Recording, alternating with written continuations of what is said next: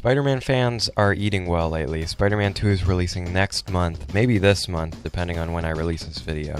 Spider-Verse 3 is probably not dropping next year, let's be real, but it's still in the works. Kraven the Hunter is getting a movie, we have an animated Spider-Man show dropping at some point, another Venom movie, and in the future, a continuation of the Tom Holland Spider-Man story. And one thing that occurred to me with all that is there aren't many major villains left. Pretty much every big Spider-Man product unrelated to the comics has tried to have a unique villain. Sandman was the main villain in the Raimi trilogy, and we haven't really gotten a new main big adaptation of him since. He appeared in No Way Home, sure, but it's the same Sandman as the Raimi trilogy. There's been no effort to readapt his story in any major Spider-Man product after, and the same goes for pretty much every other major movie villain. The only characters I can think of are Doc Ock being first adapted in the Raimi trilogy, then appearing as a secondary antagonist of Spider-Verse, and I would argue the primary antagonist of Marvel's Spider-Man, and Venom appearing once again in the Raimi trilogy first. I like being bad. It makes me happy. And then being adapted to his own movie, and now set to appear as the main or secondary antagonist of Marvel's Spider-Man 2. Oh, and Harry's Green Goblin. I guess they tried him twice too. Regardless, you can tell that major Spider-Man media is starting to pull from more obscure places for its villains. Mr. Negative and the Spot are perfect examples. A newer Spider-Man villain being pushed into the general public, and an older character who has been forgotten by time, propelled back into a major role. I think both of these succeed at using their more obscure characters, and really the only Spider-Man villains the general public knows that haven't been in anything yet are Kraven, who's setting up to make a big debut in Spider-Man 2, followed by his own solo film, and Scorpion. I think they forgot about Scorpion, to be honest. I guess he appeared in the Sinister Six in the first Spider-Man game, but I don't count that as a major adaptation. They didn't really do anything with the characters, they're more just set dressing to be bosses. So once these characters have been used, what are we gonna do, just make Venom the villain 20 more times? I sure hope not. Spider-Man's rogues gallery is filled with interesting faces. So today I'm going to be giving 5 pitches for my ideal story with 5 different Spider-Man villains. I was thinking about doing more, but this intro is already a page of my script, and I don't have time to edit all that. Jokes aside, I do plan on doing a part 2 of this with more Spider-Man villains, so leave a comment with your favorite obscure Spider-Man villain.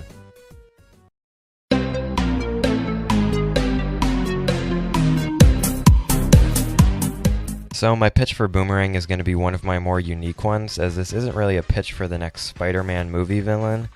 Consider this more of like a Sony property, like Venom or Kraven. This is a pitch for an 8-episode miniseries by Sony, The Superior Foes of Spider-Man, based on the comic run by Nick Spencer, following Boomerang trying to build a new Sinister Six with himself, Beetle, Speed Demon, Overdrive, and the Shocker. If you're keeping track, that's only 5 members, which is a main joke throughout the series, as this comic run is a comedy. Obviously, these villains are a bunch of D-listers, unlike the classic Sinister Six. Gives the reader a look inside the head of a villain of the week. A lot like Spot. He's barely a villain of the week. And these villains are trying to make their way up in the villain world. The story, despite being called The Superior Foes of Spider-Man, doesn't really need Spider-Man to function. He fulfills a very small role in the comic, with the plot more being about the villain world, and Fred Myers, aka the Boomerang, trying to make his way up in it. But his own incompetence and his team's incompetence keep getting in the way, mixed with him having to deal with more competent foes like Silvermane, Chameleon, Hammerhead, and the Owl, all villains who have not yet been used in any major Spider-Man property as well. So I guess you could consider this a pitch for them as well. Sony announced a while ago that they were going to do a Sinister Six movie, and with everything Sony Spider-Man related getting cancelled or delayed, this likely won't happen. But their original plans seem to involve Venom, Kraven, Morbius, and Michael Keaton's Vulture, which in my opinion sounds like it would have been pretty bad. But doing something with this villain team, still called the Sinister Six, would make for a memorable comedy with name recognition to drive in audiences, while still having an aura of mystery, as most general audience Spider-Man fans, although familiar with the Sinister Six, probably don't really know anything about Overdrive or Beetle. You'll remember that my personal pitch was an 8-episode miniseries, not a movie. That's because whilst I understand a movie would probably be what Sony is more interested in, I think a miniseries would blend far better to these characters and story. Each episode would follow a different scheme, and see them face a unique antagonist while still having the overarching main antagonist be Silvermane, as I think he would work excellent as a villain. But they could do an episode where they get involved with the mob and Hammerhead and owe him some money, so they have to plan a bank heist to get the money they owe. Or we could do an episode based on the comic where the team faces off against the Punisher, if they can get the license to that. Also, I think the Sinister Six in this could function similarly to the gang from It's Always Sunny in Philadelphia. Being really bad people who you can still laugh with and, in some cases, even sympathize with. And similarly to the gang, they would always have a scheme. This could make for a series that rewards you for watching start to finish, but you can just kind of catch an episode. I've shown my friends tons of episodes of It's Always Sunny out of order, just because I thought it was an especially funny episode, and I usually don't need to explain a bunch of stuff to them. Even though It's Always Sunny, while episodic, does have an overarching plot with evolving characters and running bits. And I think the Superior Foes of Spider-Man could function like that. The Superior Foes of Spider-Man is one of my all-time favorite underrated Spider-Man comic runs, and I think if Sony wants to keep doing these D-list Spider-Man villain stories, this would be far better than Morbius.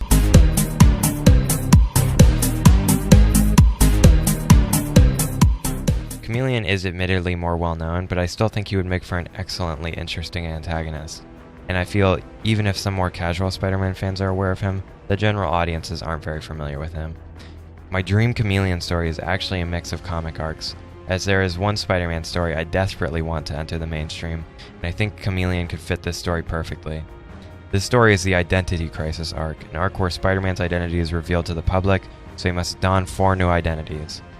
I think we can do this story, but instead of exposing Spider-Man's identity again, I think Chameleon should be posing as Spider-Man, framing him in bad situations to ruin his reputation. Because of this, Peter must create a new identity and take down the Chameleon. I also think a perfect Chameleon story should play into his gimmick of being able to disguise himself as anyone. Peter shouldn't be able to trust anyone, and neither should the audience. I think this could be developed as a multi-episode plotline in that freshman year show they're doing, as I don't think this necessarily needs to be a Spider-Man movie. And we already know freshman year has plans to use Peter's Identity Crisis suits in some form.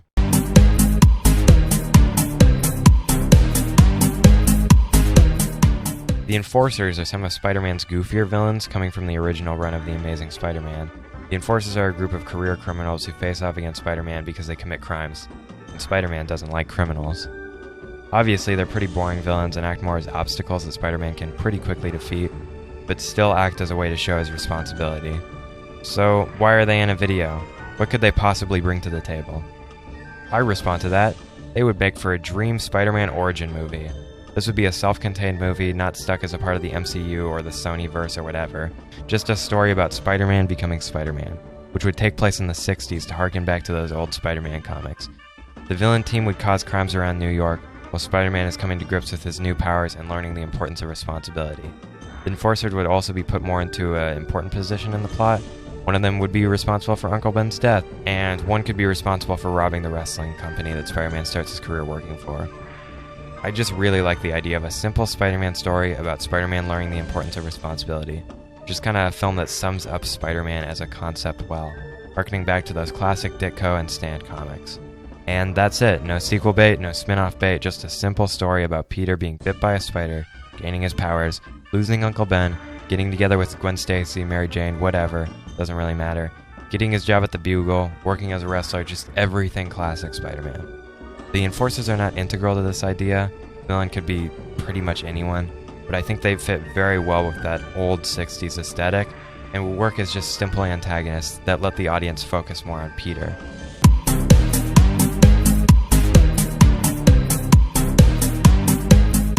Sin Eater is a lesser-known villain, best known for the death of Jean DeWolf's story arc, where police captain Jean DeWolf is killed by a mysterious killer who believes himself fit to rid the world of all sin.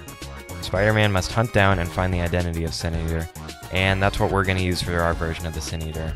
To me, this is a perfect 5th Spider-Man MCU movie. We know they're going to do something with the symbiote Spider-Man suit because of the end credit scene with Sony Venom, and although I think the next MCU Spider-Man movie should involve the Scorpion story, since he's like honestly one of my favorite villains and they just kind of have forgotten that he exists in this universe, I think the 5th movie after that should be about Sin Eater. This should be after Spider-Man has donned his symbiote suit, as it's the perfect fit for this edgier Spider-Man story that I want to tell. Also, the original comic had Peter in the black suit. This would also fit well in the MCU because Daredevil played a big role in this comic arc, and we know they're trying to push Daredevil into the mainstream with the MCU. And a team up with Spider-Man was most definitely teased in No Way Home. Well, I have some good news, Peter. I don't believe any of the charges against you are gonna stick. I know that it's overplayed to praise this movie, but I think a Sin Eater pitch should be similar to The Batman. We have our lead at a darker, edgier place, faced with a dark murder they can't pin down. This pitch is a lot easier to explain, as my dream Sin Eater movie is basically just a straight adaptation of the Death of Jean DeWolf arc. Sin Eater is one of my favorite underrated Spider-Man villains, and has yet to appear in literally anything mainstream.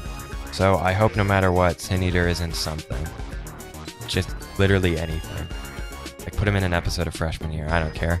Have fucking freshman year Peter Parker have to deal with one of his, like, police chief captain friends getting fucking murdered. That'd be cool.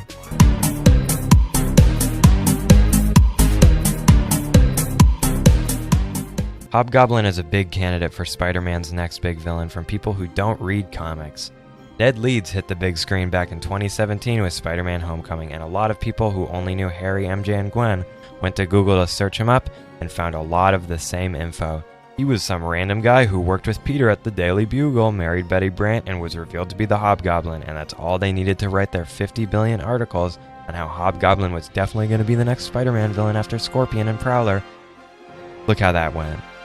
Look how you've fallen. They've done nothing with Prowler or Scorpion, and they're definitely not doing anything with Hobgoblin. So no, my pitch for a Hobgoblin movie won't be the next big MCU movie where Ned Leeds is angered that Spider-Man spills his latte, so he teams up with Scorpion and the Prowler, becoming the Hobgoblin before his memory is restored and he realizes he's about to kill his best friend. I think this Ned becoming Hobgoblin in this universe is stupid. Almost as stupid as it was in the comics when Ned became Hobgoblin, because, oh yeah, that wasn't actually something that was liked by a large amount of readers. They felt this was a cop-out, and it kind of was. This revelation was retconned, and Ned wasn't even the original Hobgoblin, so I don't get why this character needs to be attached to him in these movies. Ned in the MCU is really more ganky, and I think frankly he should be pushed to a more minor role in these next 3 films for Spidey. So what does my Hobgoblin story look like? I want a standalone movie following a mystery of Spider-Man fighting a new mysterious foe, the Hobgoblin, who leaves hints and clues to his identity. He could act almost like Willem Dafoe's Green Goblin with his energy, being this cackly, evil, over-the-top villain.